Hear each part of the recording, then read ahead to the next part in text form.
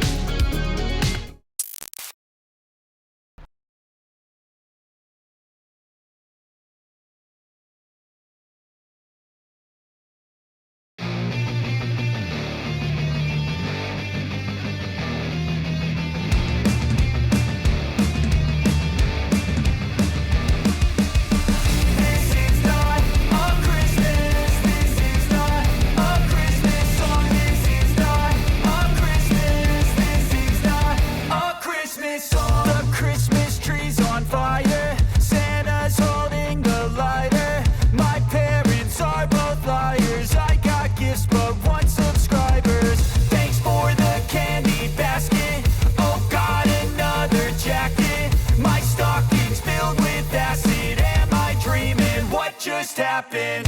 This is not a Christmas. This is not a Christmas song. This is not a Christmas. This is not a Christmas. 실내는 확실히 내 차보다는 좋아. 뭐 디스플레이도 크고 확실히 나는 이 우리나라 차들은 이 내비게이션, 음성인식이 잘 되는 이 내비게이션이 너무나 좋은 것 같아. 일단 다른 것들은 언급할 게 없는데 이 차는 따로 비교할 대상은 없지만 당장 내가 타고 있는 산타페 구형 번역 산타페 TM이지. 그러니까 그거랑 비교를 하자면, 그러니까 산타페 TM 20년식이랑 비교를 하자면 우선 버튼식 기어 시프트보다는 확실히 이 조거 셔틀 방식이 훨씬 편한 것 같아. 버튼은 눌러야 돼. 누르는 게 너무 힘들어. 약간 어두울 때 키보드 자판을 누르는 것처럼 R, N, D를 찾아 눌러야 되는 게 너무 불편한데 이건 조거는 그나마 편하네. 우리가 실내 크기를 비교하는 이유가 뭐야? 실제적으로 여러 가지 정보나 이런 거 차에 대해서 내가 갖고 싶은 차, 내가 관심 있는 차에 대해서 정보를 찾았을 때 실내 크기 비교에 대한 차량 크기는 별로 없었어. 근데 차 중에서 어떤 차는 외관은 전폭이나 전거나 이런 걸 확인했을 때 A라는 차가 더 크지만 실내 공간은 B라는 차가 더 큰 경우도 훨씬 많잖아. 그렇지. 그런 실질적인 정보를 얻기 위해서 우리가 직접 측정을 하는 거죠. 그래서 나는 이 실내 크기 비교를 하는 이유는 옛날에 BMW 3시리즈, 5시리즈, 그러니까 F바디 시절에 실내 크기는 똑같으나 좌석 방석의 두께나 등받이의 두께가 달라서 실내 크기는 똑같다, 뭐 이런 식으로 말이 있었거든. 그러니까 실내 공간은 똑같다. 다만 3시리즈가 방석이 얇고 5시리즈가 방석이 두껍다. 그래서 더 안락하다. 뭐 이런 말들이 있었거든. 되게 어려운 말이잖아. 내가 설명하면서도 어렵잖아. 그렇지. 근데 실제로는 그 크기라든가 깊이 그리고 높이 같은 걸 재주면 이게 정말 정밀하게 재주는 건 아닐지라도 어쨌든 단순하게 다른 차들과 비교는 가능하니까 나는 그거에 의미를 두는 거고, 그 다음에 실내가 넓은 차, 실내가 큰 차, 뭐 예를 들어서 이런 식으로 구분해서 사람들이 차를 타는데 실내 크기 비교는 뭐 무릎이 주먹이 2개 들어가요, 머리에 주먹 하나 반 들어가요, 이런 식으로 얘기하는 게 조금은 더 정확하지 않은 것 같아서 이런 정보가 나도 있었으면 좋겠다라는 생각이 들어서 이 실내 크기 비교를 시작한 건데, 나는 단순하게 지금 우리가 세대째 실내 크기 비교를 해봤지만 나한테는 엄청나게 큰 차이야. 큰 차이점이 내가 와닿는다고 해야 되나? 모델 Y, 산타페, 그리고 카니발. 이게 이만큼 크구나. 단순하게 수치 비교를 할 수 있으니까 좀 유익한 정보인 것 같아, 나는. 그래.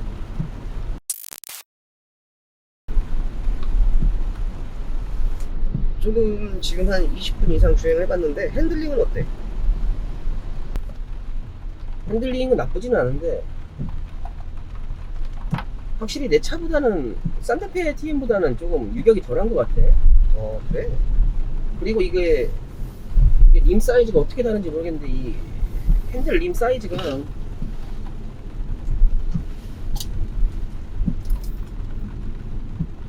37.5 정도 되는데 림 사이즈가 내 거보다 좀 작아서 그런지 운전하기가 좀 더 편한 것 같아. 핸들의 직결감은 어때? 직결감은 나는 나쁘지는 않아. 되게 간편하게 움직일 수 있고, 그 다음에 살짝 유격이 있긴 있는데 그렇게 뭐 기분 나쁠 정도의 유격은 아니야. 그래서 이 차를 움직이는 데 있어서는 핸들링은 뭐 크게 불만은 없고, 지하 주차장이나 좁은 길을 움직일 때도 림 사이즈가 37.5면은 그렇게 큰 편은 아니지만 작은 편도 아니거든. 근데 이 차를 움직이기에는 너무 편한 사이즈인 것 같아. 그리고 지하 주차장이나 골목길을 돌아 나올 때도 배에 닿거나 아니면 뭐 돌리면서 부담스럽거나 그렇지는 않았고, 주행 중에도 직결감이 좋아서 그런지 뭐 나쁘진 않아. 다만 이제 스포츠성을 논하기에는 좀 논외인 것 같고, 내가 움직여지는 대로 잘 움직여야 된다. 뭐 직진할 때 운전성도 그렇게 나쁘지 않다. 유격은 조금 있다. 직진 주행 유지 기능은 어때? 지금 운전을 해보니까 80km 정도 주행을 했을 때 직진 안전성은 떨어지진 않는데, 이게 이제 산타페나 이런 기타 SUV 정도보다는 30cm 정도가 휠베이스가 길거든. 그래서 이게 휠베이스가 긴 차량들이 직진 안전성이 좋아. 왜냐하면 휠베이스가 짧은 상태에서 조향이 틀어질 확률보다는 긴 차량들이 훨씬 더 직진으로 가려고 하는 그 능력이 좋은데, 그래서 그런지 산타페보다는 훨씬 좋은 느낌인데, 그냥 이 기존에 있는 현대 기아 정도의 느낌인 것 같아.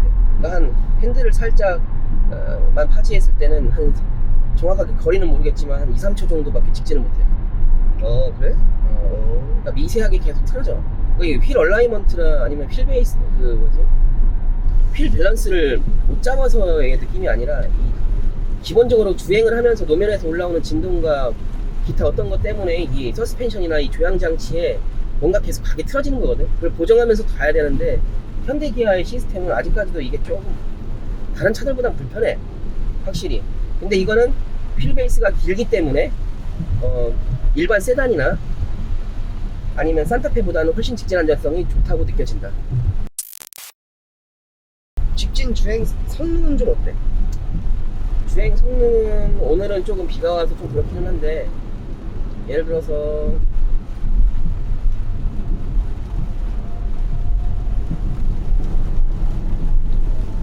우선은 스포츠 모드에서 밟아봤을 때는 확실히 조금 더 경쾌해지는 느낌은 있는데, 차량의 무게나 이런 전반적인 부피가 있기 때문에 조금 더 경쾌해지는 느낌이 있을 뿐이지, 뭐 일반적인 뭐 세단, 소나타, 뭐 그랜저 이런 정도의 경쾌함은 절대 나오지 않고, 또 내가 알기로는 이 차 자체가 세팅 자체가 어느 정도는 무거운 차에 맞춰서 가솔린과 미션을 세팅한 걸로 알고 있기 때문에 아까 말했던 것처럼 이 350마력이라는 거에 있어서 힘은 있지만 가속력만큼은 가벼운 세단이나 스포츠카 같은 느낌은 전혀 들지 않는다. 다만 이제 고속주행을 할 때 100km에서 130 이 정도까지는 150 왔다 갔다 하는 이 언저리에서는 힘이 모자라지는 않다. 차 코너링은 좀 어떤 거 같아?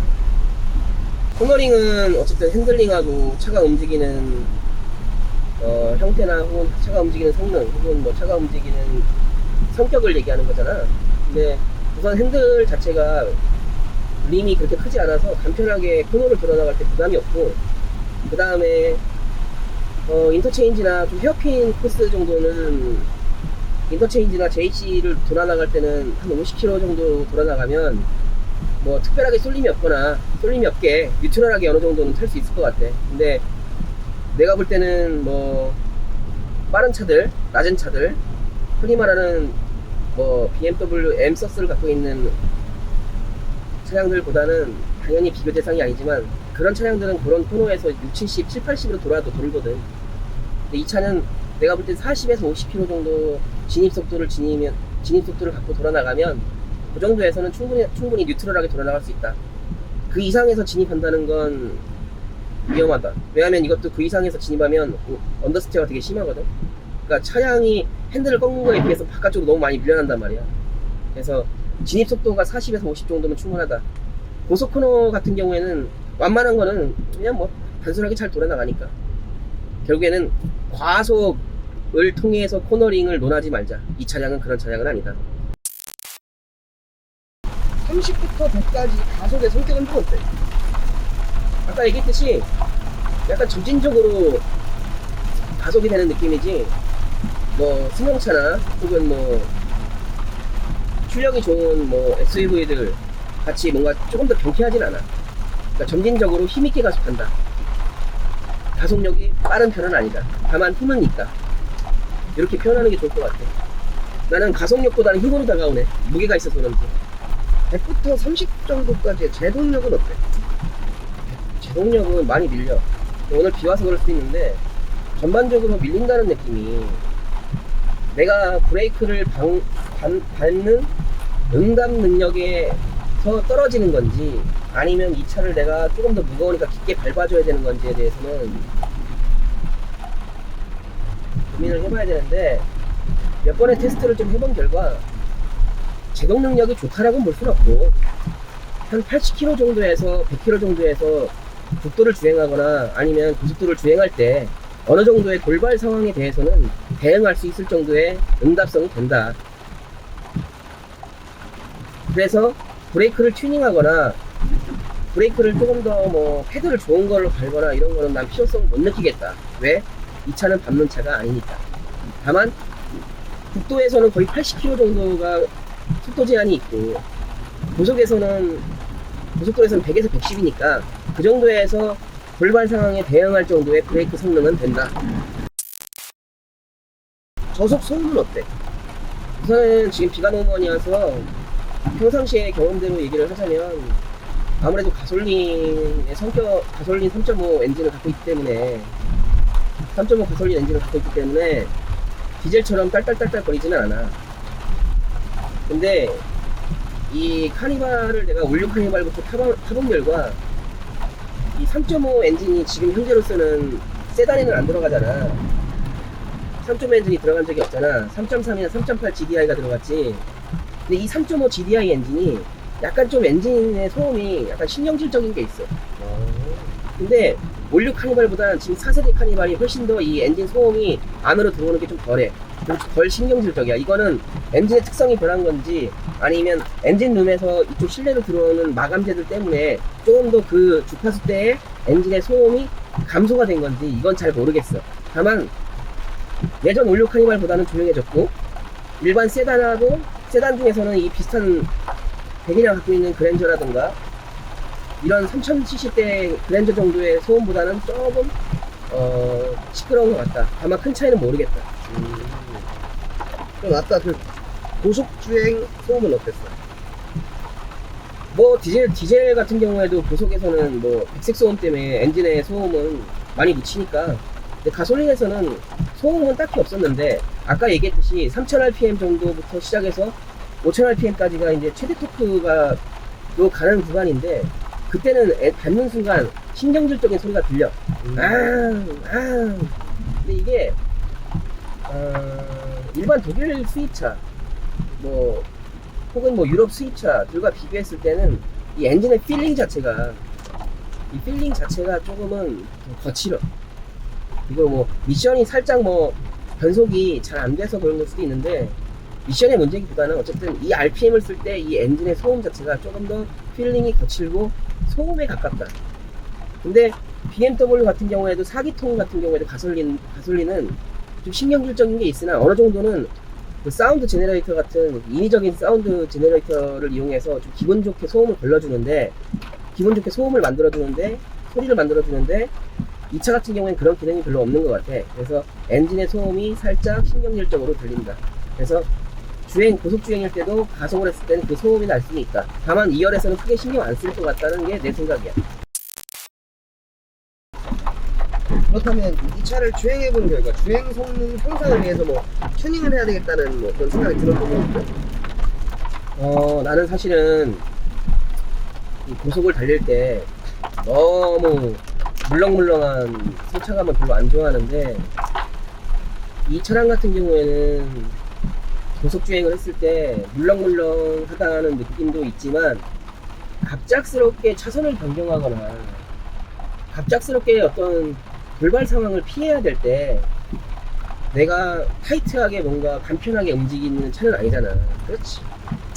근데 혹시라도 내가 이게 고속주행이 많고 가족들하고 움직일 때 좀 그런 돌발 상황들이 있는 길을 다닌다거나 산길을 다닌다거나 아니면 산에 있는 뭐 어떤 자주 여행을 다닌다거나 이럴 땐 도로 상황이 안 좋을 수도 있거든.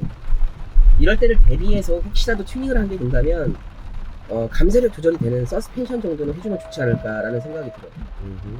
그리고 혹시라도 서스펜션이 좀 좋아지면 아무래도 속도감을 더 낼 수 있는데 그거를 대비해서 브레이크 정도를 업그레이드를 해주는 게 좋을 수도 있다라고 생각하는데 만약에 내가 얘기한 금액이 두 가지를 튜닝을 하면 아무리 못해도 500만원 정도는 써야 된단 말이지.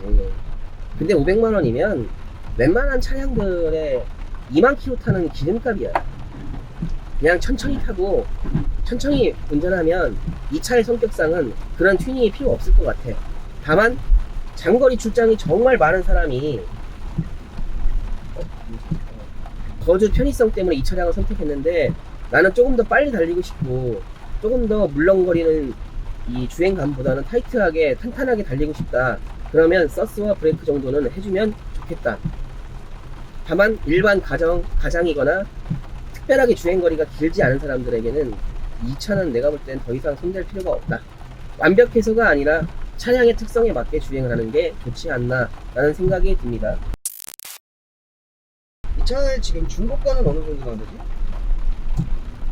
이 차의 중고가는 지금 내가 알기로는 3,000 이게 지금 옵션에 따라 좀 다르긴 한데 3,700 정도부터 지금 이게 2만 좀 키로 좀 넘게 탔으니까 3,700 정도부터 뭐 하이리무진까지 가지 말고 그 전에 내려오면 4,500 이하까지도 있겠지.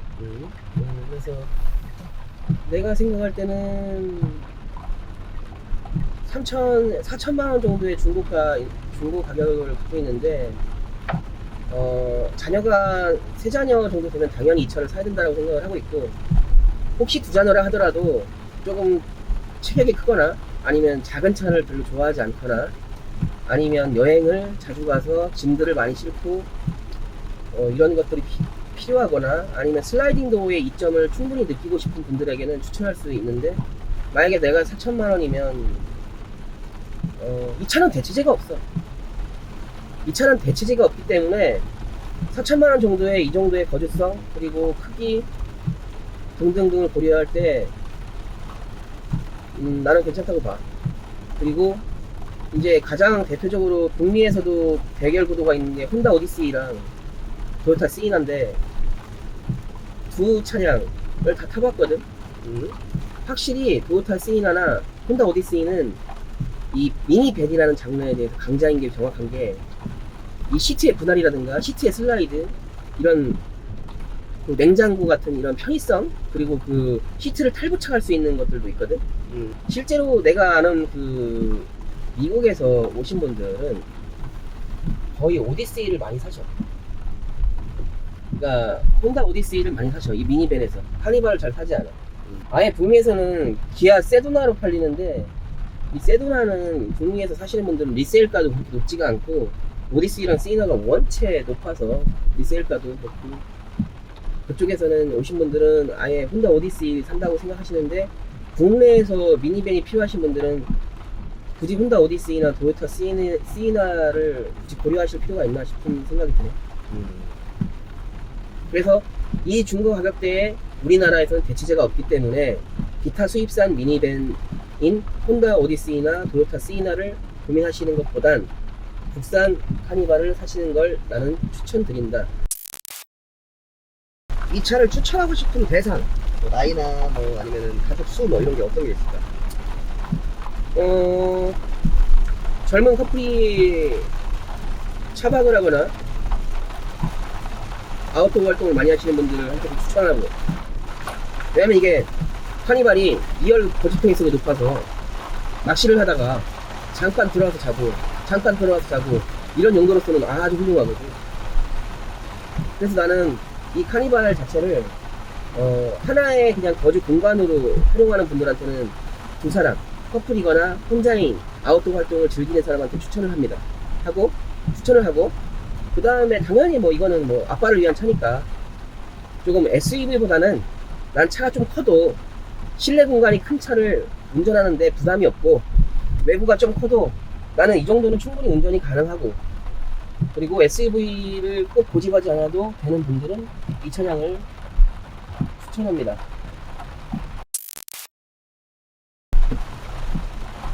이 차를 구매하면서 얻을 수 있는 이득 같은 게 뭐가 있을까?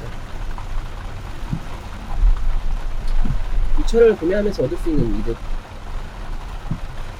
이득이라면 어떤 게 있을까? 예를 들어서 당근 거래? 당근 거래는 최고지. 우리가 예전에 장롱 사러 갔을 때, 어. 와, 난 장롱 그 두 개가 여기에 실릴 거라고 상상도 못했다. 근데 나도 올리카니브 할 때 당근을 이것저것 많이 사왔는데 진짜 상상 이상으로 들어가더라고. 다만 이제 팁이 있어. 트렁크를 열었을 때 우측 하단과 좌측 하단에 그 동그랗게 말려 들어가는 그 플라스틱 부분이 있잖아. 내장재가. 네. 그 부분 때문에 꼭 안 실리는 물건들이 있어. 저 폭이 넓은 게. 그게 좀 아쉽기는 해. 근데 뭐 어떤 SUV나 어떤 차량보다도 이건 당근거래에 최적화되어 있는 차량이죠. 그렇지. 당근거래 좋습니다. 웬만한 냉장고 이런 거 다 실어 나를 수 있습니다. 당근거래가 최고의 이점입니다. 이 차를 사면 어떤 욕심을 버려야 될까?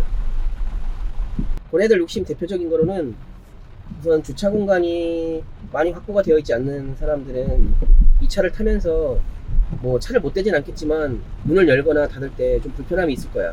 그리고 2열 같은 경우는 슬라이딩 도어라서 크게 상관은 없는데 다른 차량들이 문폭을 시전할 가능성이 매우 높지. 두 번째로는 뭐 아무래도 3.5 가솔린이 이 카니발 차량에서는 가장 어울리는 현재로서는 엔진이라고 생각하는데 우선 연비가 좀 좋지는 않잖아. 차량 크기가 있다 보니까. 그렇지. 연비 부분도 있겠는데 뭐 주행거리가 많지 않은 분들한테는 큰 차이가 아니라서 그건 논외로 하고, 그리고 앞으로 카니발이 이제 플러그인 하이브리드로 나올 예정이기 때문에 연비 부분도 어느 정도는 해소가 될 걸로 나는 생각이 돼. 만약에 플러그인 하이브리드로 나온다면 다른 기타 수입 미니밴 경쟁 차량하고도 엄청나게 경쟁성이 높아질 거라고 생각해. 이 차를 실제로 2년 넘게 끈 오너로서 버려야 될 욕심은 내 집 앞에 내가 댈 수 있는 주차 공간이 있지 않을 거라는 포기하는 마음가짐과 결국에는 주차 공간이네. 그리고 골목길을 원활하게 지나갈 수 없을 거라는. 근데 이게 운전하다 보면 큰 차도 작은 차도 비슷한데 진짜 타이트한 골목이나 어디 놀러 갔을 때 사람들이 붐비는 곳에서는 이 차가 되게 불편해. 그래서 타고 내리고 이런 공간이 넓은 곳에서는 괜찮은데 뭐 예를 들어서 그 지난달에 제주도로 갔다 왔는데 협재에 갔을 때 그 골목길에서 차들이 막혀가지고 빠져나오지 못했거든. 사람들이 붐벼가지고. 그래. 그때 작은 차들은 요리조리 잘 빠져나와. 그렇지만 카니발은 카니발은 그 사람들보단 빠져나올 수 있는 기회가 좀 더 없을 수 있다. 결국에는 주차 문제네. 주차, 골목길 같은 거주성, 편의성. 아, 그리고 마지막으로 하나 더. 자, 우리가 가족 모임이나 어떤 일에 있어서 친구들 혹은 여러 사람들이 어딘가를 가려고 할 때 장거리를 이동하거나 그럴 때 항상 차량 얘기가 나오면 내 차를 쳐다보고 있어. 내 차 한 대면 다 움직일 수 있거든.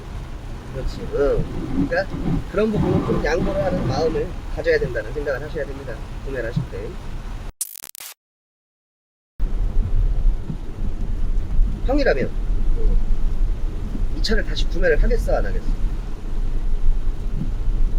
그러니까 이제 나는 얘기했듯이 차량이라는 게 뭐 돈이 많으면 좋겠지만 두 가지의 방법이 있어. BMW를 타고 싶어, SUV를 타고 싶어. 근데 3시리즈 탔어, 커플끼리. 괜찮았어. 가격도 괜찮고 뭐 좋았어. 근데 애기가 좀 컸네. 그럼 한 단계 올라갈까? X5야. 3시리즈에서 X5 올라가려면 최소한 3,000 이상 돈 더 뛴단 말이야. 그렇지. 그리고 X7으로 가면 뭐 금액은 거의 3,000이 뭐야? 거의 6, 7천? 그렇지. 그럼 결국에는 내가 이 차량 크기를 위해서 X3에서 X7으로 가려면 거의 1억 가까이를 더 쓴단 말이야. 그건 말이 안 되지. 그래서 나는 만약에 이 차를 다시 구매해야 될 상황이 온다면 이 카니발 정도 중에서 가장 저렴한 모델을 뽑고 나의 차나 둘을 위한 차, 그러니까 세컨카 개념으로 카니발을 좀 운행할 수 있으면 좋겠다, 이상적인 거로. 난 그렇게 추천을 하는 거지. 그러니까 내가 카니발을 만약에 살 일이 생겼으면 당연히 사야 된다. 다만 조금 운전이 편하고 작은 차 하나를 더 사서 같이 운행을 할 것이다. 카니발 한 대로만은 절대 운행하지 않을 거야. 왜냐면 이 큰 차를 나 혼자 출퇴근할 때 부부가 잠깐 아이들을 두고 어디 갈 때 쓰기에는 좀 경제적인 거나 여러 명의 형평성이나 합리적이지 않은 것 같아.